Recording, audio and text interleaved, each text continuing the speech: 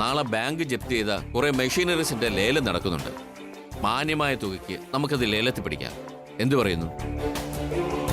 അത് നല്ലൊരു ഐഡിയ.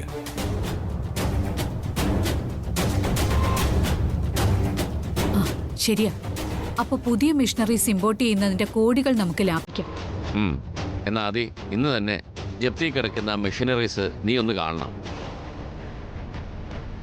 അതിന്റെ ക്വാളിറ്റി ചെക്കപ്പ് ചെയ്യണം.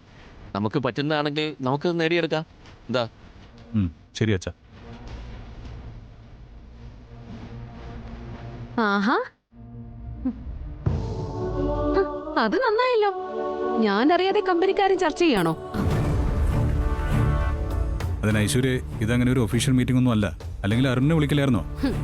അരുണിപ്പോ ഇതിനൊക്കെ വല്ല സമയമുണ്ടോ? 24 മണിക്കൂറും കണ്ട പെണ്ണുങ്ങൾക്ക് ഫോൺ വിളിക്കലല്ലേ ജോലി. ഐശ്വര്യ, അതൊക്കെ നമുക്ക് പിന്നെ സംസാരിക്കാം. പിന്നെ ആക്കുന്നത് എന്തിനാ? ഇപ്പൊ തീരുമാനിക്കണം. അച്ഛനും അമ്മയും ആദ്യേട്ടനും എല്ലാരും ഉണ്ടല്ലോ.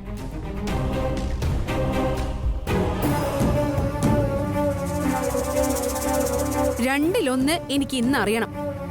അരുണ് ഞാനാണോ അതോ നാട്ടിലുള്ള ഏതെങ്കിലും പെണ്ണാണോ വലുതെന്ന് എനിക്കിപ്പോ അറിയണം. ഐശ്വര്യ, കമ്പനി കാര്യങ്ങളാണ് ഇപ്പൊ സംസാരിക്കുന്നത്, മനസ്സിലായോ? ഒരു കമ്പനി, നാശം പിടിച്ചൊരു കമ്പനി.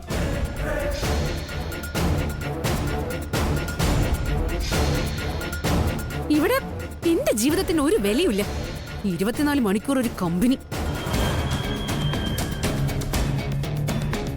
ഐശ്വര്യ, ഞാനും വസുവും എന്റെ മക്കളെ പോലെ വളർത്തിക്കൊണ്ടുവന്ന കമ്പനിയാണ്. അതിവിടെ എല്ലാവർക്കും വലുതായിരിക്കും. എനിക്ക് എന്റെ ജീവിതമാ വലുത്. അതെ, ആ കമ്പനി ഈ കുടുംബത്തിലെ എല്ലാവർക്കും വലുതാണ്. അതില്ലായിരുന്നെങ്കിൽ നീ നമ്മളാരും ഇവിടെ ഇപ്പൊ ഇങ്ങനെ നിൽക്കില്ല. അരുണിന്റെ ഈ സ്വഭാവം നിയന്ത്രിക്കണം.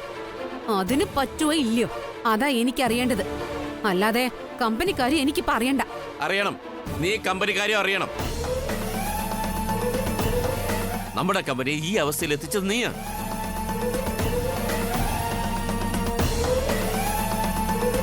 ഞങ്ങളെല്ലാവരും മാറി മാറി പലതവണ നിനക്ക് താക്കീത് തന്നതാണ്. നീ വീട്ടിലെ മോളല്ലേ, നീ നന്നാവും, കമ്പനിയെ നന്നാക്കും എന്നെല്ലാവരും കരുതി.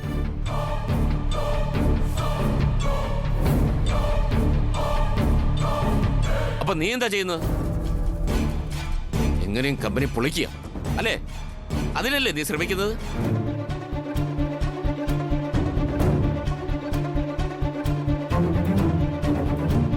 അച്ഛാ, അതിന് ഞാൻ വേണ്ട, ഇനി നിന്റെ കൂടുതൽ എക്സ്പ്ലനേഷൻ ഒന്നും വേണ്ട. ഇനി വൈസ് ചെയർപേഴ്സന്റെ കാര്യത്തില് എന്താ വേണ്ടതെന്ന് ഉടൻ തീരുമാനം ഉണ്ടാവും. അച്ഛാ ക്ഷമിക്കണം, ഞാൻ അപ്പോഴത്തെ ദേഷ്യത്തിന് അറിയാതെ. സോറി.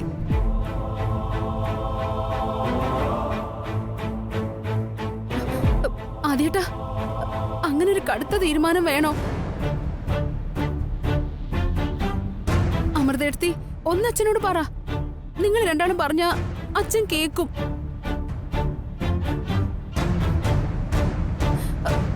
അമ്മേ, ഞാൻ എന്തെങ്കിലും അവിവേകം കാണിച്ചിട്ടുണ്ടെങ്കിൽ പൊറുക്കണം.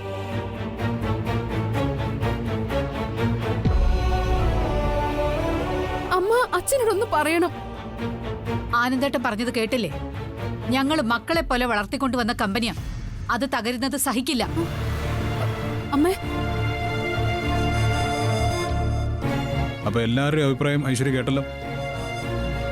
വൈസ് ചെയർപേഴ്സൺ സ്ഥാനം സ്വയമായിട്ട് രാജിവെക്കുന്നോ അതോ നിർബന്ധിച്ച് രാജിവെപ്പിക്കണോ?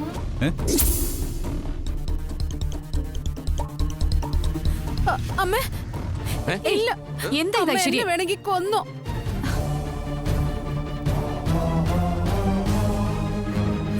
രാജിവെക്കാൻ മാത്രം പറയരുത്. പിന്നെ എനിക്ക് ജീവിക്കാനാവില്ല. ഞാൻ മരിക്കും, ഉറപ്പായിട്ടും മരിക്കും. എന്താ ഐശ്വര്യ കാണിക്കുന്നേ? എഴുന്നേറ്റേ. എനിക്ക് വേറെ വഴിയില്ല. അമ്മ എന്നെ കൈവെടിയരുത്. ഞാൻ ചാകും. ഐശ്വര്യ, എന്റെ കാലിന്ന് വിട്. വിടില്ല. അമ്മയുടെ കാലിൽ കിടന്ന് ഞാൻ മരിക്കും. ഞാൻ വിടില്ല. നീ എഴുന്നേക്ക് ഐശ്വര്യ.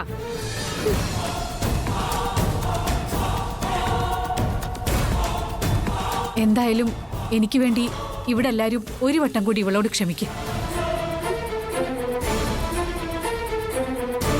ഇനി വലിയ പ്രശ്നം ഉണ്ടാക്കാതെ ഞാൻ കൂടി നോക്കിക്കോളാം.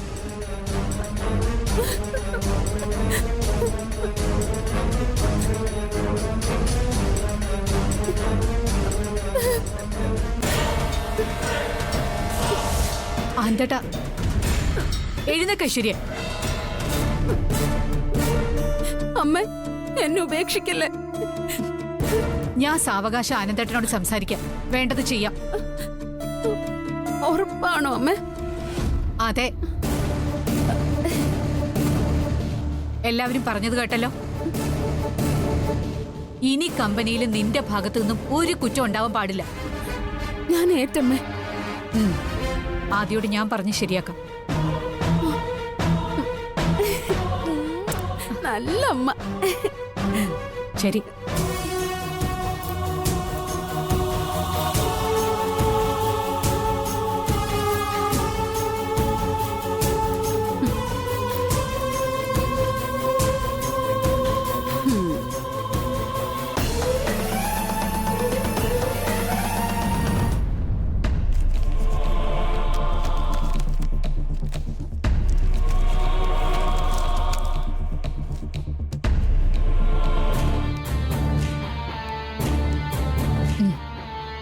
ഇരിക്കുമോ?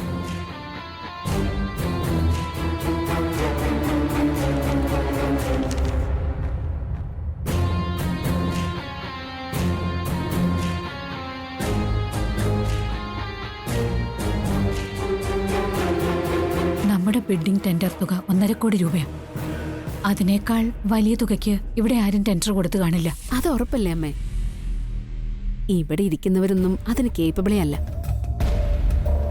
ബാങ്ക് ജപ്തി ചെയ്ത ആ ഫാക്ടറി ഉപകരണങ്ങളും ഇന്ന് നമുക്ക് സ്വന്തമാകാൻ പോവല്ലേ? സംശയമില്ല. ആ ഫാക്ടറി എക്യുപ്മെന്റ്സ് ഒക്കെ ഒന്ന് കിട്ടിക്കോട്ടെ, പിന്നെ നമ്മുടെ കമ്പനി പ്രൊഡക്ഷൻ കൂടില്ലേ? പിന്നെ ദാന്ന് പറയുന്നതിന് മുമ്പ് കമ്പനി പ്രോഫിറ്റിലാവില്ലേ? ശരിയാണ്. എന്നാലും നീ കുറെ കൂടി ശ്രദ്ധിക്കണം. കൊള്ളാം, അത് ഞാൻ ഏറ്റമ്മേ. അപ്പൊ എല്ലാവരുടെയും സാന്നിധ്യത്തിൽ ഇവിടെ കിട്ടിയിട്ടുള്ള ബിഡ് പൊട്ടിക്കാൻ പോവുകയാണ്.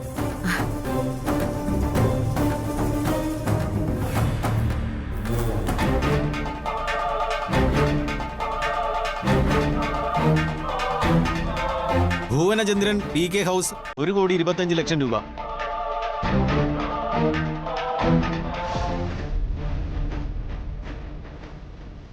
വസുന്ധര വർമ്മ ആനന്ദ നിലയം 1.5 കോടി.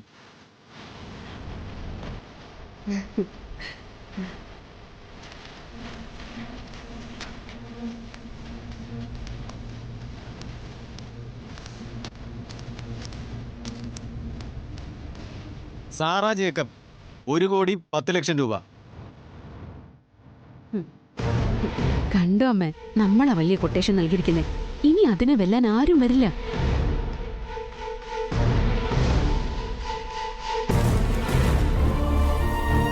മായ ജഗന്നാഥൻ 1,75,00,000 രൂപ.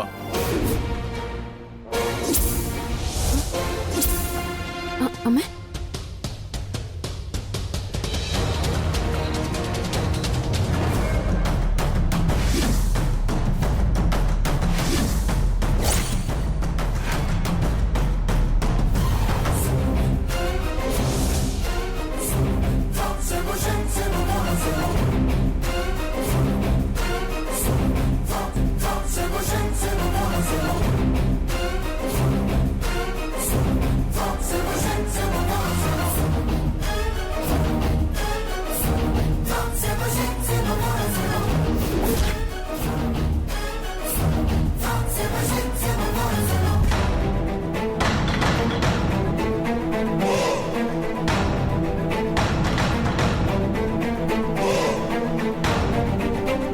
ചതിച്ചു മായ.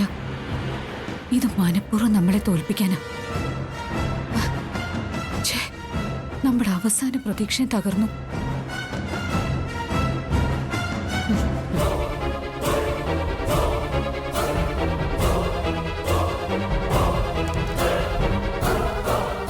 ഇനി ഒരു ബിഡ് കൂടി തുറക്കാനുണ്ട്.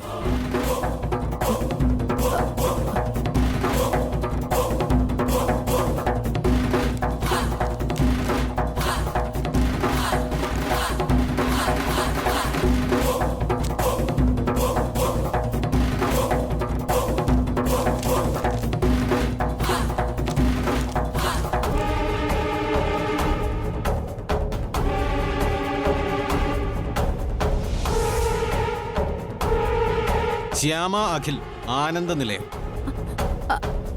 അമ്മേ,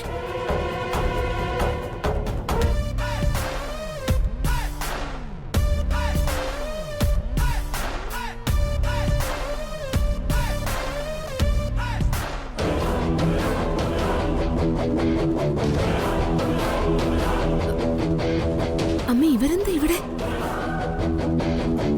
ആ റിയാലിറ്റി ഷോയിൽ കിട്ടിയ തുക, അത് അപ്പുവിന്റെ ഓപ്പറേഷൻ കഴിച്ച് ഒരു 50 ലക്ഷം രൂപ കാണും. അത് വെച്ച് ശ്യാമ അമ്മയോട് മത്സരിക്കാൻ വന്നതാ, അല്ലാതെ എന്താ?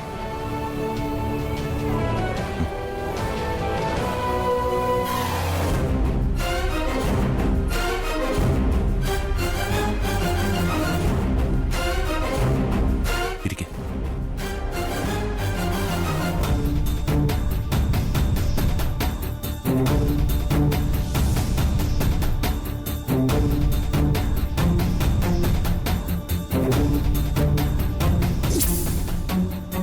ശ്യാമ അഖിൽ ആനന്ദ നിലയം 2 കോടി രൂപ.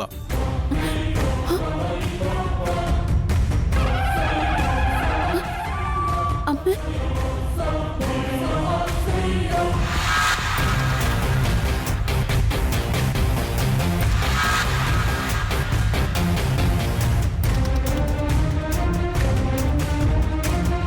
അപ്പൊ ഏറ്റവും കൂടിയ തുകയായ 2 കോടി രൂപ ശ്യാമ അഖിൽ ആനന്ദ നിലയം ബിഡ് ഉറപ്പിച്ചിരിക്കുന്നു.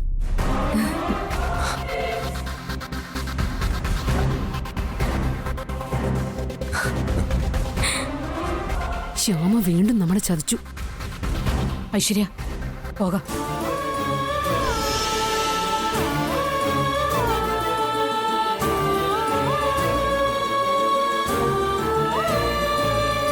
വാ.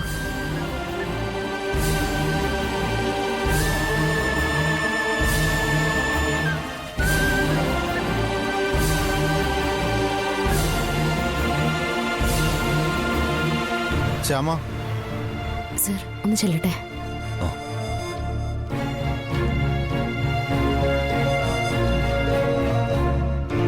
സൈൻ ചെയ്തു.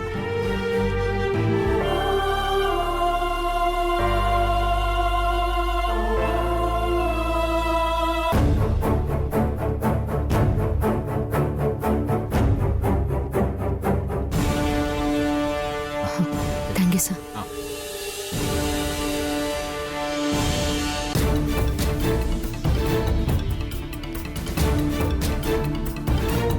ആനന്ദ നിലയത്തിലിപ്പോ ഞങ്ങളോട് മത്സരിക്കാൻ ഒരു ശത്രു കൂടി തലപൊക്കി. പുതുപ്പണക്കാരി ശ്യാമ. ശരിയാക്കി തരുന്നുണ്ട് ഞാൻ. അമ്മേ,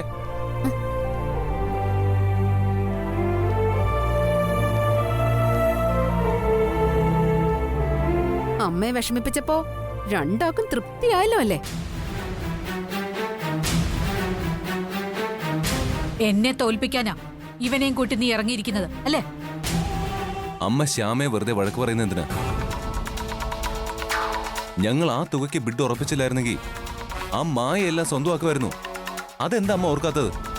ഇതൊക്കെ അമ്മയെ സമാധാനിപ്പിക്കാൻ വേണ്ടി പറയുന്നതാ. എല്ലാം കള്ളക്കളിയാ. എങ്ങനെയും അമ്മയെ പരാജയപ്പെടുത്തണം, നമ്മുടെ കമ്പനി തകർക്കണം. അതിന് കച്ചകെട്ടി ഇറങ്ങിയിരിക്കുക രണ്ടാളും. നമ്മുടെ കമ്പനി ഇനി പ്രത്യേകം തകർക്കേണ്ട കാര്യമില്ലല്ലോ. ഐശ്വര്യത്തെ തകർത്തെറിഞ്ഞിരിക്കല്ലേ നമ്മുടെ കമ്പനി.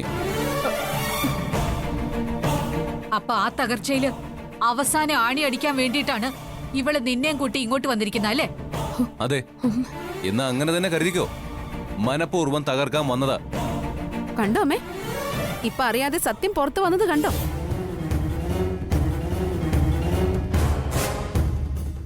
ഇപ്പൊ മസാല കമ്പനി തുടങ്ങാനുള്ള മിഷനറീസ് ഞങ്ങൾക്ക് കിട്ടി. ആ സഹകരണ സംഘത്തിൽ നിന്നും സ്പൈസസും യഥേഷ്ടം കിട്ടും. ഇനി ഞങ്ങളുടെ പുതിയ കമ്പനി തുടങ്ങും. ഞങ്ങളുടെ പുതിയ കമ്പനി ഉദ്ഘാടനം ചെയ്യുന്നത് അമ്മയായിരിക്കും. നോക്കിക്കോ. ഇത് മനഃപൂർവ്വ തകർന്ന കമ്പനിയുടെ ഉടമയെ തന്നെ ഉദ്ഘാടനത്തിന് വെക്കുന്നത് അവിടെ വെച്ച് നാണം കെടുത്താനാ. അമ്മ സൂക്ഷിക്കണം. കണ്ടില്ലേ, ഈ ഉപദേശം കേട്ട് കേട്ട് തന്നെയാ ആ കമ്പനി ഇപ്പൊ ഈ നിലയിലായത്. ഇനി കൂടുതൽ ഉപദേശം കേട്ട നമ്മുടെ കുടുംബം കൂടി തകരും. കേട്ടോ അമ്മേ, ഇവരുടെ പ്ലാനിങ് കേട്ടോ? ഇനി നമ്മുടെ കുടുംബം കൂടി തകർക്കൂന്ന്.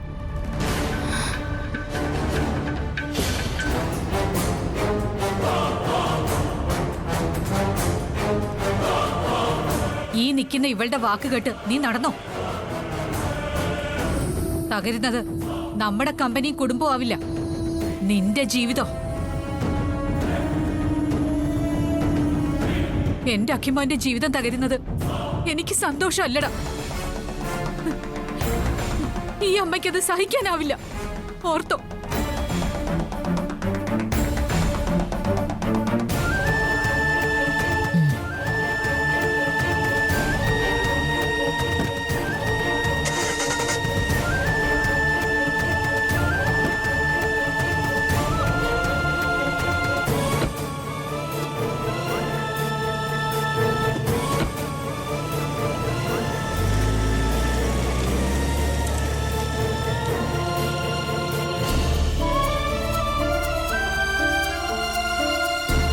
നമ്മൾ നല്ലതിന് വേണ്ടിയിട്ട് ഇതൊക്കെ ചെയ്ത്, പക്ഷേ അമ്മ നമ്മളെ തെറ്റിദ്ധരിച്ചു. സാരമില്ല, നമ്മൾ ഈ ചെയ്തതെല്ലാം നമ്മുടെ കുടുംബത്തിന്റെ നല്ലതിനാണെന്ന് അമ്മ ഒരിക്കൽ തിരിച്ചറിയും. അത് മതി. എത്ര നന്മകൾ ചെയ്താലും കുറ്റമെല്ലാം എന്റെ ശ്യാമയ്ക്കാ വന്നു ചേരുന്ന. അതാ എനിക്ക് വിഷമം. അത് സാരമില്ല, എനിക്കിത് പുതിയ കാര്യമൊന്നും അല്ലല്ലോ. അച്ഛൻ്റെ അമ്മയുടെ നല്ലതിനു വേണ്ടി നമ്മൾ ഇക്കാര്യം ചെയ്തു. ആ മനസ്സംതൃപ്തി മാത്രം മതി എനിക്ക്.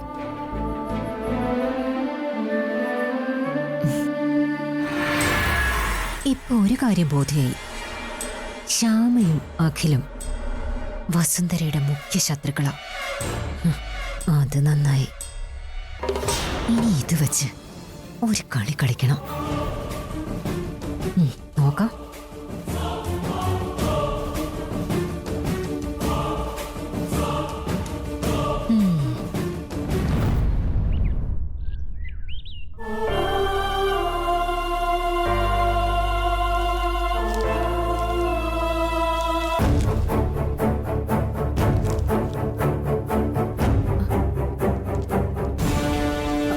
അമ്മേ വാ.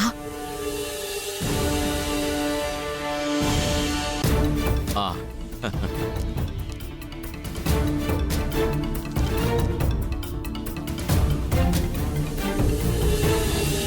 പോയ കാര്യം സക്സസ് ആണോന്നും ചോദിക്കേണ്ട കാര്യമില്ലല്ലോ അല്ലേ? നമ്മൾ നൽകിയ ടെൻഡർ തുകയിൽ കൂടുതൽ ആരും നൽകിയിട്ടുണ്ടാവില്ല, അതുറപ്പല്ലേ? അച്ഛാ, അങ്ങനെ ഒരാൾ അവിടെ വന്നു. ഒരാളല്ല, 2 പേര്. ഐശ്വര്യ എന്താ പറഞ്ഞേ? കണ്ടില്ലേ അമ്മയുടെ നിൽപ്പ്? ആകെ ചമ്മിയിട്ട്. അവിടെ അമ്മ ഞാൻ നാണം കേട്ട് തൊലി ഉരിഞ്ഞാ നിന്നെ. വിശദീകരിക്കാതെ നീ കാര്യം പറ ഐശ്വര്യ. ഞാൻ പറയുന്നത് എന്തിനാ? നാണം കെട്ടത് മുഴുവൻ അമ്മയല്ലേ? അവിടെ എന്താ നടന്നേന്ന് അമ്മ തന്നെ പറയട്ടെ. ഛേ, വസു, ഇവളെന്തൊക്കെയാ പറയുന്നത്? എനിക്ക് മനസ്സിലാവുന്നില്ല. മനസ്സിലാക്കാനൊന്നുമില്ല. ശ്യാമയും അഖിയും കൂടി നമ്മുടെ കുടുംബത്തെയും നമ്മുടെ കമ്പനിയെയും ചതിച്ചു. ശ്യാമയാക്കിയ കൂടെ നമ്മുടെ കമ്പനി ചതിച്ചെന്നു, കുടുംബത്തെ ചതിച്ചെന്നു. എന്താ കാര്യം? അത് പറയാതെ എങ്ങനെ മനസ്സിലാവാനാ? എന്റെ അച്ഛാ, ശ്യാമയാക്കി ആ ബാങ്കുകാരുടെ ആൾക്കാരുടെ മുമ്പിൽ വെച്ച് അമ്മയെ ചെറുതാക്കി നാണം കെടുത്തി കളഞ്ഞു. ഐശ്വര്യ, നീ കാര്യം പറ. അതച്ഛാ, ഇന്നവിടെ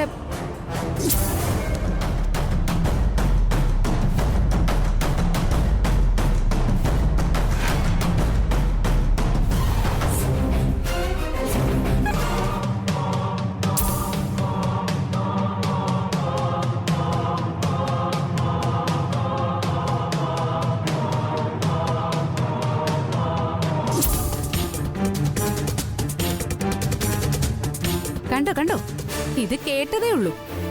അപ്പൊ തന്നെ അച്ഛൻ കണ്ണു വീഴ്ച നിൽക്കുന്നത് കണ്ടോ?